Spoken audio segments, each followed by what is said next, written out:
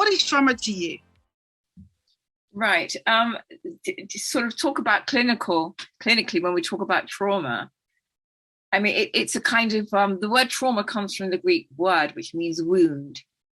So for us in counseling, we see trauma as a kind of psychological wounding, which has come about through some event or somebody witnessing an event.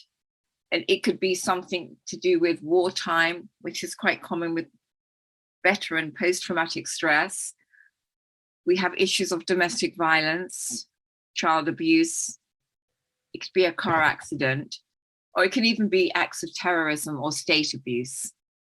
And post-traumatic stress can come about quite soon after the traumatic event, or, which in many cases that we see in counseling, it can emerge years later. They've just completely suppressed it. And then years later, things start happening. They can't make sense of them. And then it's almost as if the trauma is trying to come back. The reason why it's trying to come back is it wants to be healed. It wants to sort of like bursting a cyst. It needs to be healed. It needs to get out.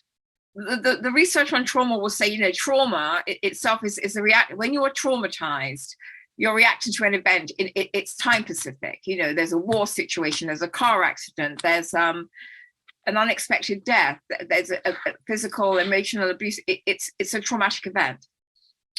Post-traumatic stress is what lingers. It's what happens when the trauma wound is not healed sufficiently.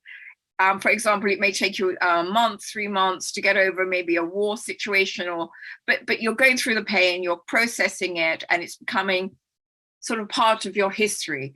With post-traumatic stress, you didn't heal the wound. What you did is you buried it.